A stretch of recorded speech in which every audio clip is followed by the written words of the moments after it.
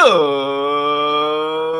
morning, everyone, and welcome into Wake and Take. It's your boy Jason, and we've got some football to talk about today. Today, I'm joined by a very special guest and 10 very special audience members as they're joining us for a 12-team, 4-round Superflex rookie mock draft coming up in just a couple minutes. Gonna intro the guest to do all that fun stuff first, shoot the shit a little bit, but go ahead, take out your coffee, sit back, relax, and enjoy the show.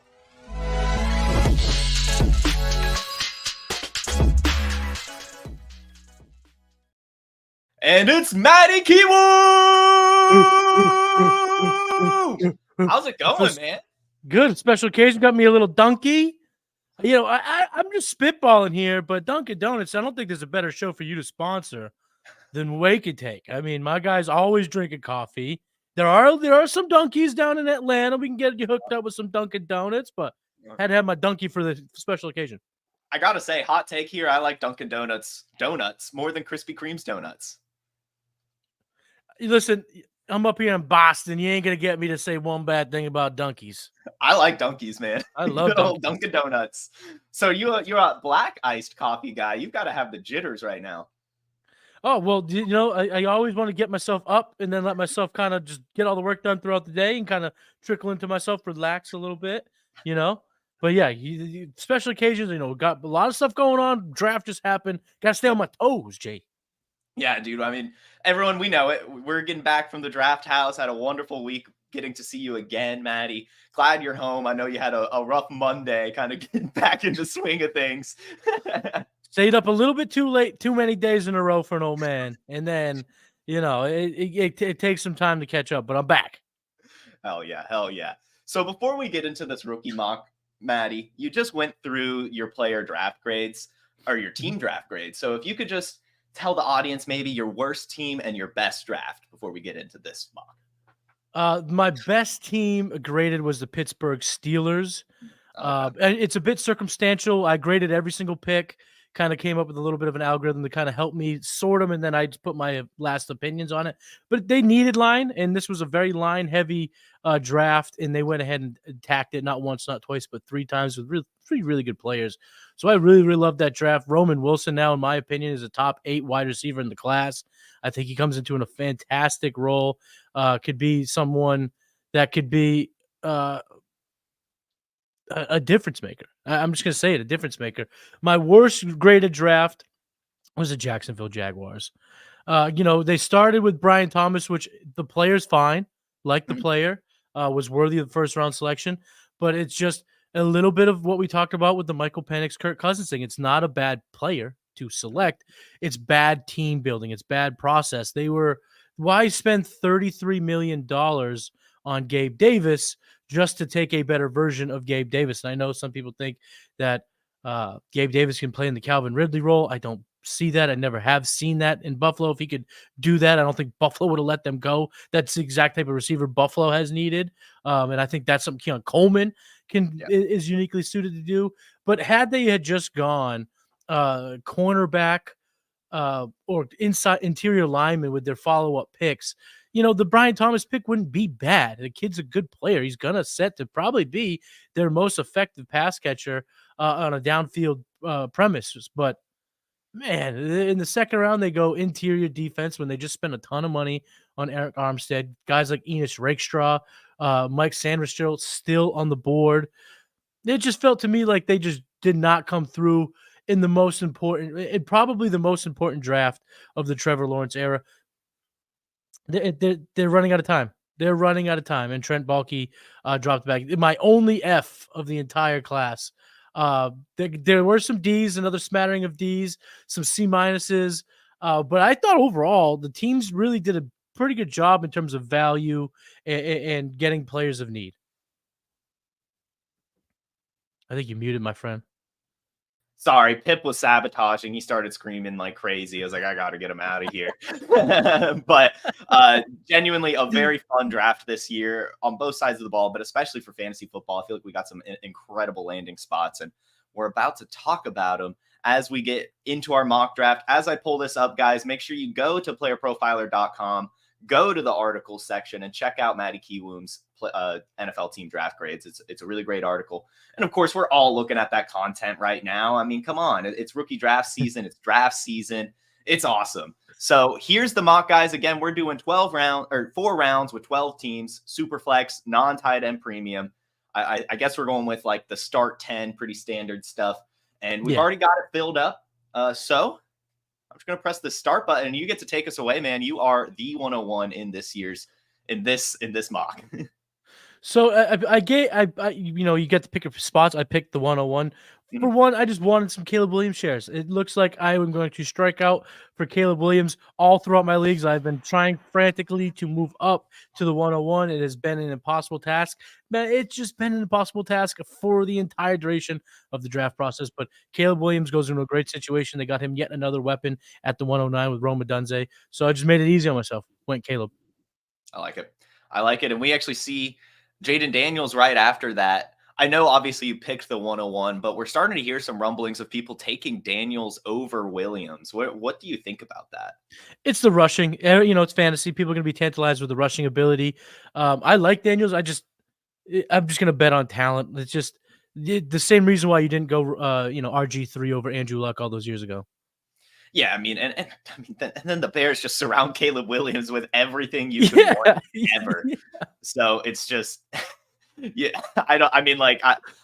got to lock in Caleb Williams as my 101. Of course, get the athleticism with Daniels, but I'm going with Williams. And I don't hate. We talked about it on yesterday's Wake and Take when I did my Superflex rankings. I think I'm taking May and Neighbors over Marvin Harrison Jr. if I need a quarterback.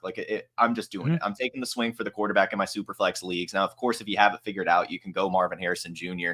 It's the same tier to me, but it's just I think that top 3 especially are some studs. And then I think JJ McCarthy is kind of half a tier, maybe a tier below that, also looking like a guy with that landing spot that could be pretty good. So definitely going into this draft, and we kind of already knew it, those teams that needed quarterback are probably going to be pretty happy about some of these rookies.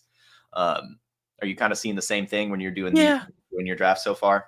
I mean, you even look at the draft we're doing right now. It's just broken up by the 2, wide receivers. But I think there are going to be a number of drafts. So you see 4 quarterbacks come off the board to start your draft. I want to ask you this, though, Jason. If you knew right now that Drake May only played, say, 6 games, he didn't play a lot of the year, but JJ started week 1. Does that put them in the same tier, knowing that you're going to get a leg up in their rookie seasons for your builds? Yeah, I mean, I think so, but I think I'm landing myself in the camp that he will be starting week 1, Drake May. I don't think that Jacoby Brissett is really going to come in and start that quickly. I think it is more of an insurance option at this point. I think they did get their guy with him, and they surrounded him with some good weapons as well. I think just through camp, they're just going to kind of end up throwing him to the wolves, really. Yeah. Is that what you're hearing on Boston radio? It does. We haven't gotten there quite yet, but the hope is that they allow Brissett to play most of this year and allow him to develop for a full year. So that's the hope. But it's very old school thinking. That's not the way it used to be. I mean, you go back in time, Montana sat, Favre sat, all these guys sat, even back to like Johnny U. These all guys sat for a year after being drafted. But as we go on in time, it's just these guys process, they get put up in that year. And, at the end of the day, Brissett is not Alex Smith. Alex Smith was more of a pro, kept that team afloat while they waited and developed. So we've had the first round wrapped up. We get some surprises here. We have Michael Penix going before Bo Nix at the 110. We have Xavier Worthy going before Brock Bowers. And then Keon Coleman rounding out round 1 at pick 12, which kind of leads you to get Ladd McConkey. So I'll just ask you, are you excited that happened, or are you a Coleman over McConkey guy? I'm a Coleman over McConkey, but you're talking back-to-back. So I think that if in any situations where that is the case, where both are on the board, I'm going to shop to see if someone loves McConkey or someone loves Coleman, and I'll take the other. But I think Coleman went to the best landing spot his profile could have gone to. And look at Ladd McConkey probably did too. As long as he can stay healthy and prove to be Justin Herbert's number 1 guy, he's going to get peppered with targets. So I'm perfectly happy taking whichever one's left to me. So I'm not going to be the guy trading up to get one over the other. Yeah, I think that's fair. I'm putting myself in the McConkey conversation, but that's just because I can't quit Justin Herbert. And then you're telling me you get a really nice slot receiver. I could see Yeah. him getting like 11 targets a game when I'm picturing this. So I just like it a lot. The next question I have is, where are you at on Jonathan Brooks versus Trey Benson? Benson's my running back one in the class now after the landing spot. It's funny, my top three, Jalen Wright, Trey Benson, Jonathan Brooks, all went to similar spots Mhm. in terms of there being a semi-crowded backfield, but a clear path to touches in year one.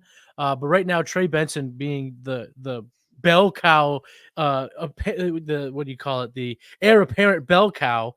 If anything were to happen with James Conner, where even if say Devon Achane gets hurt, Wright is going to have to split with Mostert. And in right now, Carolina, there's three. There's Miles, there's Chuba Hubbard, and now Jonathan Brooks. Where if let's just say they cut Miles Sanders from now till camp, he'll be in the conversation for my running back one. But those three for me are in a bit of a tier. Mhm. I think that's fair. I have Jonathan Brooks first just Yeah. because I could see him winning championships this year. But I think definitely going into 2025, depending on how Brooks does, I could see Benson being over him.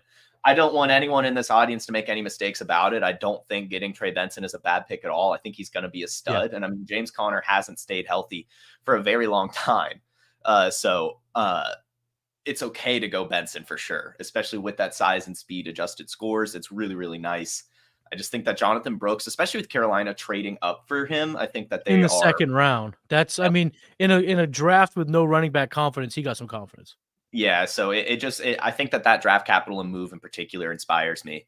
And I'm actually going to stop the fall for Ben Sinnott here at the end of the second round. I know that this isn't tight end premium, but I think he got an incredible landing spot. He stood out for me at the Senior Bowl, stood out at the Combine, has some really solid college production. I think the Senator, if you will, will be a true stud at the NFL level. And I wouldn't be surprised if he actually breaks out this year. I'm not sure that Zach Ertz is still the picture of health. And I mean, they bring in Jaden Daniels, and we've seen Lamar Jackson to Mark Andrews. We watched Anthony Richardson to his tight end group for a while. We've seen mobile quarterbacks lock on to tight ends for a very long time in this league. So I'm all in on Sinnott. And then, of course, though, it does make me miss out on two of my guys, Marshawn Lloyd and Roman Wilson, right after that, two studs as well. You get Roman Wilson, so I'll cede the floor to you. Do you think it's unfair that he's going in the third? I think there's no way. Be happy your rookie drafts are now. There's no way he's going to be in a third round pick if you do your rookie drafts closer to the season. He is going to have some of the most helium in the class. He's going to be asked to do what Deontay Johnson has done, but he's going to bring more speed. So imagine Deontay Johnson's profile on offense, but he has 2 or 3 rainbow balls per game from Russell Wilson for big yardage plays. He is going to be fantastic. And I think that in terms of the George Pickens, Roman Wilson dynamic, I think this does hinder Pickens' ultimate ceiling a bit because I think Wilson is that good that he could step in, be a pro. We all know Mike Tomlin is going to appreciate the professionalism that a Michigan man is going to bring, and he's seen him throughout the process. Tomlin was there at the Senior Bowl, you guys, right? He saw Roman Wilson call out the number 1 cornerback in the class and win. I think he's going to win a lot for the Pittsburgh Steelers. Yeah, I mean, my take on Roman Wilson is I just don't understand what happened, because coming out of the Senior Bowl, I mean, like we did some mocks. He was going at the end of the first, early second. Yeah. Like it was like we were so excited about him. We were more excited about Roman Wilson over Lad McConkey. Like it was just like it was so crazy the steam for him, and it's completely dissipated. But he got a really good landing spot. I mean, he's better Deontay Johnson and taking his targets. I love it. So. With I think similar draft capital, Deontay was a right, third round pick, so it's not like they necessarily right. are abandoning a round 1 guy to go to round 3 guy. No, the exact transition, all of the markers are there. Oh, okay. This is the pick I'm going to go here. End of third, I'm going with Tez Walker. I'm halfway planting my flag on him. I know that he has the drop issues to work on, but we talked about it at the draft house. I mean, the Ravens field stretcher has had success and found success almost every single year in the league. I think with a full offseason working with Lamar Jackson, getting used to the NFL-sized ball, he can fix those drop issues. And at the end of the third, I think that that's pretty fun value. He has some ceiling there. And I mean, before the Senior Bowl, people were thinking Devontae Walker could be like a second-round pick. I mean, he was one of the players that a lot of people were liking by just watching his film, tested well as well. So I think Tez Walker's an interesting sleeper right now. Oh, for sure. My two least favorite high-profile receivers was Tez Walker and Troy Franklin. But I'll be quite honest with you, both guys went to situations that put him on my board again. Yep. And especially if I can get that round 3 price, I'm not going to have to invest a whole lot. Yep. Absolutely. I mean, if any of them had fallen to me in the 4th round, it's a no-brainer. So, I mean, yeah, they went to – I don't love the profiles, but they went to landing spots that their profiles can shine through. And this is part of being fluid in your process, is being okay making changes to players you necessarily did not like. Yeah, and this is true. I was kind of with you on Troy Franklin, but I mean, you can't deny, you talked about it on the draft live stream, getting paired with his college teammate, that's going to mean something.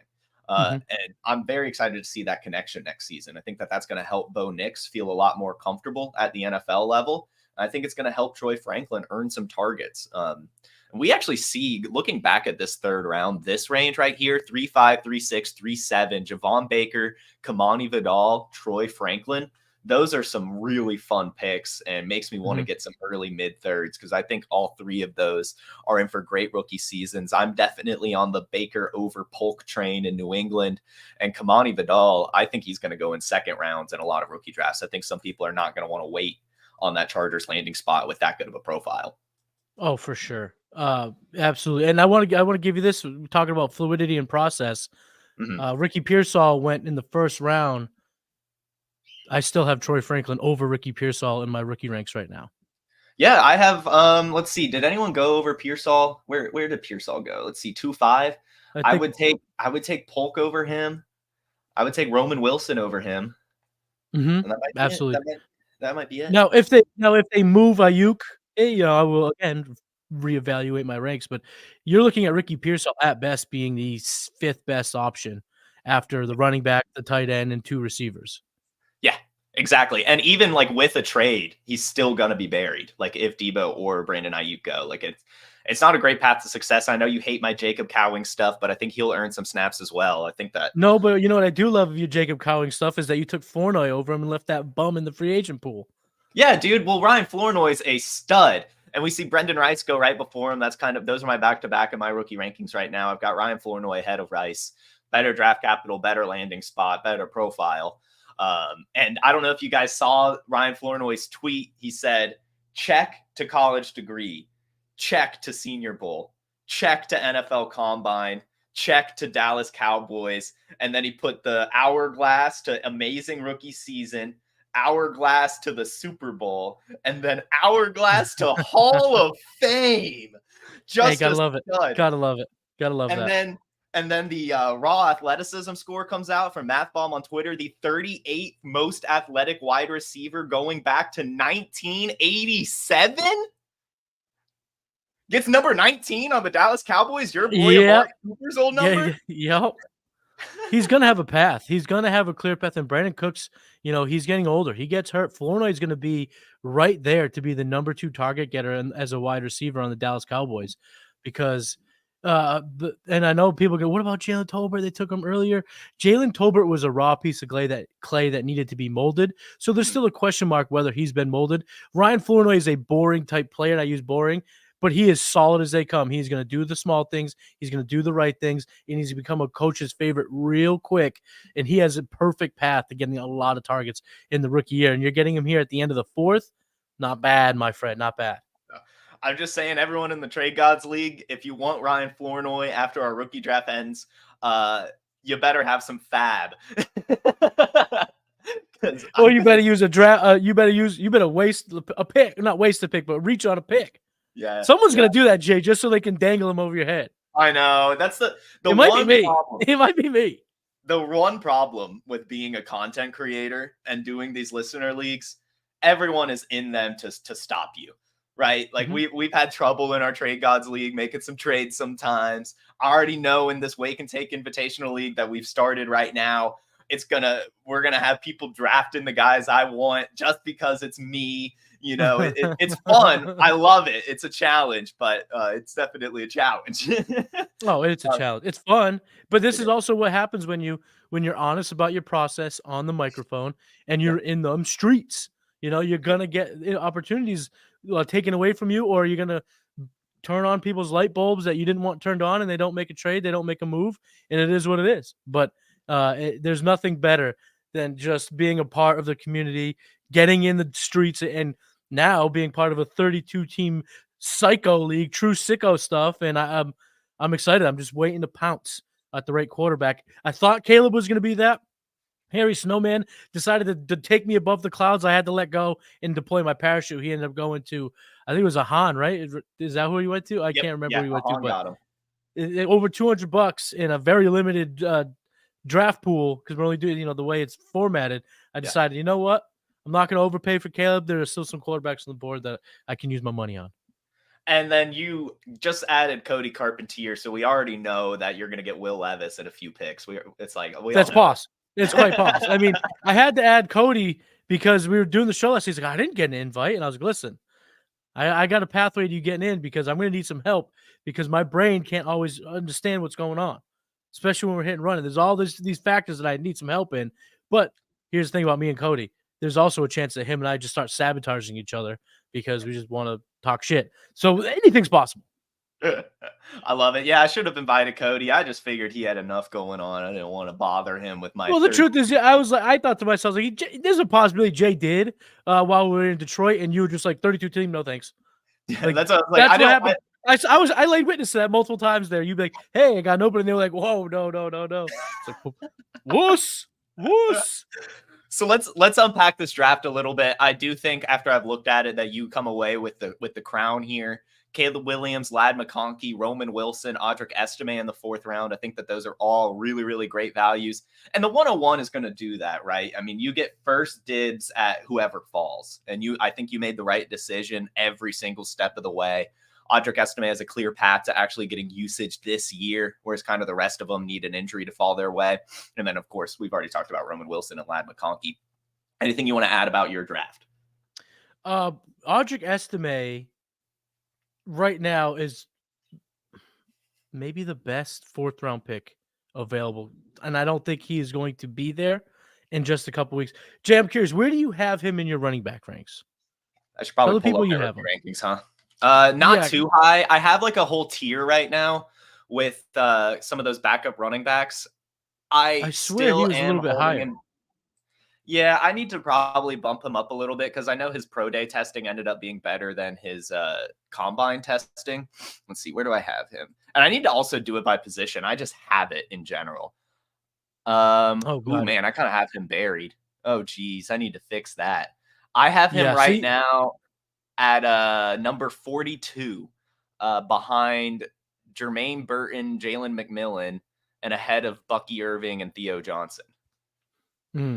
Okay. See, I probably need to bump him a little bit. I've been thinking about this, and after the draft, right now have Estime at my running back 4. He's gone way up to the top. If you just look at the profiles between him and Javonte, they're so similar. And then when you look at what Coach Payton has done is got his guys and gotten rid of guys who aren't his guys. And Estime is going to come in. What was Bradley saying at the draft house when he was taken? They got a pros pro. They got a pros pro. They got a professional. Sean Payton's going to love that. And I don't think that the drop off between him and Javonte is all that high. Of course, he is in that swamp of these running backs. If a Josh Jacobs gets hurt, or Kyron Williams gets hurt, or Saquon Barkley gets hurt, or Devin Singletary gets pushed aside, there are all these scenarios between 4 and running back 8 that could interchange him. But right now, I just think that he has probably the clearest path to year 1 production amongst that tier. Yeah, I just bumped him up. I am not moving him up as high as you, but let's see. So I've got Jonathan Brooks, Trey Benson, Jalen Wright, Blake Corum, Marshawn Lloyd, Kamani Vidal, Ray Davis, Audric Estime. So RB8. Yeah. See, that's what I'm saying. The 4 through 8 is pretty flush. Now, that could even be expanded because I have Vidal at 10, Davis at 11. But that could all so maybe the truth of the matter is running back 4 to running back 12 in my rankings. Yeah, I would say that's fair because Isaac Guerrero is also just, I mean, an awful injury to fantasy away, but still him Yeah. being an absolute difference maker. Yep. I guess Bucky Irving at running back 13 is, to me, I don't, even if Rashad White gets hurt, I can't imagine that Bucky Irving gets the lion's share, becomes this real true weapon for fantasy where everyone above that, Davis, Vidal, Lobb, Tracy, Shipley, Lloyd, Corum, Estime, they all can with an injury or a benching or some sort of change to their backfield. So this is why, even when doing this exercise, I think one of the big takeaways, and I hope everyone who's about to have a rookie draft take this away, for me, and it might change for everyone else, I think anywhere from the middle of the second, I might be looking to move back if I can get 2 or 3 round threes. Yeah, the more I'm looking at this, well, I mean, I like Sinnott. It's like the second and third Yeah, but I rounds. think you could get Sinnott in round 3, early Yeah, round 3 I potentially. probably reached a little bit there, but I just like it. I like Sinnott I a don't lot. think you reached. I mean, Jatavion went just 4 picks later, but let's just say you had that pick. You moved it for where Sanders went, and then 2 others, you could have come away with Sinnott, Baker, and Vidal or Franklin. I think what I'm seeing right now, and I've had some actual rookie drafts, not just mocks, play out, and it's very similar to how this mock played out, where I've had second round picks, but here's the funny part, and this is again the content thing. Jalen Wright was available with like 208, so I was like, I'm taking him. It's my guy. But if he was gone and the best running back available was Corum, so the big 3 in my opinion were off the board, I would have been looking to move back because even Leggett or AD or Lloyd, turning that into Roman, Corley, and Sanders, or what, any 2 or 3 players in round 3, I've been all over. And another thing I'm trying to do in some leagues is take my next year's second to get multiple thirds this year, because I think that this could be a rare year where no one has a Puka Nacua. There is no next Puka Nacua, but Troy Franklin can put up 800 receiving yards and get a couple touchdowns. Ray Davis can be thrust upon a major role, especially at the end of the season when Buffalo's playing in cold weather games. Javon Baker could see 90 or so targets. I mean, there are players here that are primed to make plays in year 1. Yeah, I'm going to go ahead and put my takes out there. The third rounders in this mock that are going to smash year 1: Roman Wilson, Javon Baker, Kamani Vidal, Troy Franklin, Ray Davis, and Devontae Walker. So that's 1, 2, 3, 4, 5, 6, 7 players in the third round that I think have more than enough opportunity this year to be fantasy relevant. And you don't see that very often. And then you could say it in the fourth round as well. I mean, Estime, Shipley, Laub, Theo Johnson with Darren Waller retiring, Guerrero, Brendan Rice, Flournoy. I mean, I can go on and on about Flournoy again. I mean, just some. Won't be the last time. Staying on that hill, baby. I'm gonna. I like if he hits. Like guys, I'm just saying it right now. If Ryan Flournoy does hit, which I think he will, I deserve so many flowers. Like it. Like I need to get like a lifetime supply. You don't. You deserve a lot of flower noise. Oh. I like it. I like it. So we've talked about your draft a bit. We can unpack mine real quick. Bo Nix, Ben Sinnott, Devontae Walker, Ryan Flournoy. Talked about those picks when I went there, but I think that I would be pretty happy coming out of a draft with some of these studs. I like the ceilings for those guys. I don't really. So I guess the last thing I want to ask you, because this is a super flex draft, we have to talk about these backup quarterbacks: Spencer Rattler, Jordan Travis, Joe Milton. You could probably even throw Michael Pratt into this conversation. Mm-hmm. Is it the same tier? Because it's the same tier for me. Yeah, absolutely the same tier. I just want to, before we get to the backup quarterbacks, I want to ask you about Nix. Because the pick, Nick's now going at the 112 makes that 111 so much nicer, doesn't it? Like a few weeks ago, you're like, do I take Nix? Do I do that? But having a starting quarterback fall to you at 111 instead of taking Brian Thomas or Ladd McConkey, for me, it's made the first round even that more valuable, even composed to a couple weeks ago. Yeah, no, it's awesome. And I mean, we see Michael Penix go before him. I don't think that's a bad decision at all. I think that both of these quarterbacks are going to be fine. I don't know if there's a bust from the first round. It's just like obviously it's easy to get trapped into narratives, especially this time of year, but they all just feel right. Like they just do. And I think you could very easily paint a picture for all 5 of these guys 6 of these guys having success, at least within the next couple seasons. So I don't want to leave my first round of this year's Superflex drafts without a quarterback. I really don't. Or I want to try to. Yeah, it's just we haven't seen it like this ever, and we probably never will again. But those backup quarterbacks, I just gotta say, 103. What are you doing taking Joe Milton? If you take Joe Milton, you're putting bad juju out there that there will be no success for Drake May, because we never want to see Joe Milton in New England. So don't be putting that juju out there. Don't be putting that bad juju out there. I don't blame you. I the juju out there, that's not good. But it would be pretty fun, right? Well, listen, if one of them emerges, I'll be happy, but I'll be pretty disappointed if neither emerges, because Joe Milton pushes Drake May to the brink. What round did he get drafted in? Let's see. Was it 7th? 6th, I believe it was. It was the 6th. Dang it. I was about to say lots of or wait. Tom Brady went in the 6th, right? He 199, baby. So, I mean, let me see. If you're about to make this correlation right now, I might lose my damn mind. Joe Milton let me look at this up. Backup quarterback at Michigan. Never really got Oh, God. What are you doing to me right now? All right, let's see exactly what number it is. I have all my picks graded out right here. No, Christian Boyd was 199, but he was 193. Damn you, Jason. Be careful out there, guys. This is exactly what Cody was talking about in Detroit when we were breaking it down, that it has such risk attached to it, because there could be a clamoring. There could be an excitement for a backup quarterback, even though you just took the presumable next franchise guy at the 103. I mean, hey, it's literally New England, and we just saw it 2 seasons ago with Bailey Zappi versus Mac Jones.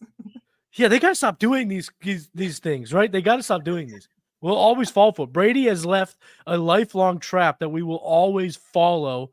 You know, I got to get off this subject right now. So I'm going to ask you a question, because I can't think about this any longer, because I don't know. It might put me in a tizzy. But we saw Xavier Worthy go in that draft before Brock Bowers. What's your call there? How you ciphering through that? The tight end one with all this background, but went to the not greatest landing spot, versus the speedy running receiver that went to the premier landing spot. I'm going with the speedy wide receiver on the premier landing spot attached to Patrick Mahomes. I know that Brock Bowers is a stud, and I know that generally the tight end position does stay pretty insulated. But when we're talking 99th percentile outcomes, I mean, Xavier Worthy is going to be like a top 15 wide receiver for years to come. And that's what I want. I think that Brock Bowers is not going to be able to hit that very quickly. With Michael Mayer still there, with Devontae Adams still there, and with Gardner Minshew throwing him the ball, I think he'll be good. Obviously, talent does eventually win out. But I could see it just, getting pretty stagnant, at least in terms of his market. And we're trade gods here. I think you're going to be able to scoop up Brock Bowers for a lot cheaper than the 109 right now next year, or even mid-season. So I think that, I would just latch myself onto the Kansas City Chiefs wide receiver. Yeah. The thing is, that's the fun or the scary part, is you got to pick one, because if they both do well, or whoever does well, you ain't getting back in. Remember trying to get into some Kyle Pitts a year ago? You and I doing the trade gods, and you were trying to, at the time, get Kyle Pitts off the team, and the headache and the duration that it took to make it happen. That is in line, and that is in play for Brock Bowers. But you could also say this: due to the failure of Kyle Pitts in fantasy, could allow the Brock Bowers roster to move on just maybe a little bit earlier than they did for Kyle Pitts. Yeah, I think that that's definitely the case here. And depending on team build, I might take Nix or Penix over Brock Bowers too, in a Superflex league. Interesting. Yeah, that's pushing it. I mean, a lot of people would back you up on that. That the warp and a lot of those metrics, win over replacements and stuff of that nature, would say, yeah, go with that position. Go fade the tight end position. Yeah, it's tough. But it's tough.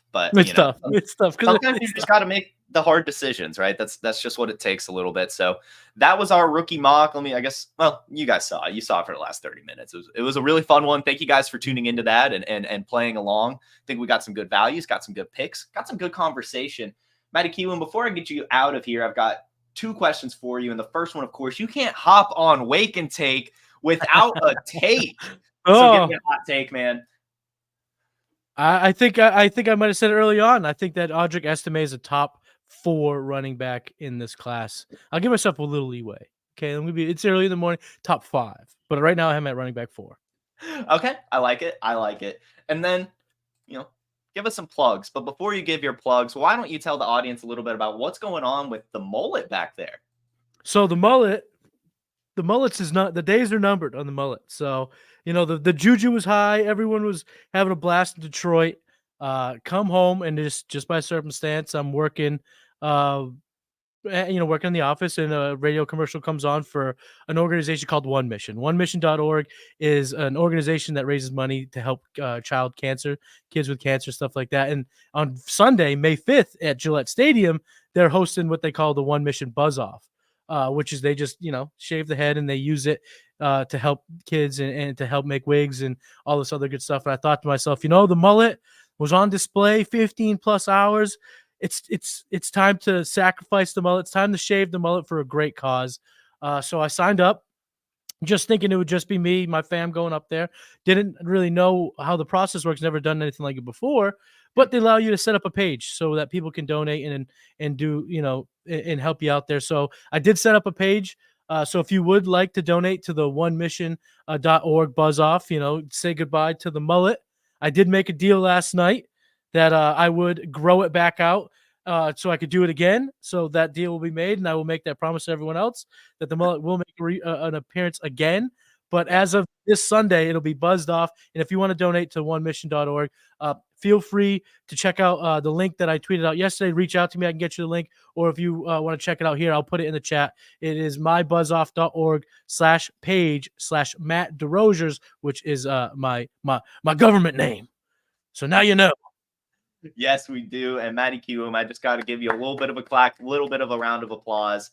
Great cause. And I know it's going to hurt shaving that absolute beauty of a mullet off, but at least it's going towards children's cancer. And if you guys listening could throw even $5, even $2 that way, it would be fantastic. You're looking for a goal of $500. I think you're already at like 350 or something like that. Oh man, the people have been great. Shout out to Harry Snowman in the chat. He donated yesterday. I believe our manager donated yesterday. People are already coming out in droves, and that's at the end of the day, the community of Player Profiler, the community of these shows, they just rise to the occasion. They're just great people, and if you can help a great cause, why not? Definitely. So Matty Kiwoom, tell the people what you're working on and where they can find you. So right now at Matty Kiwoom on X, Player Profile just dropped the 32 grades. That's in the works.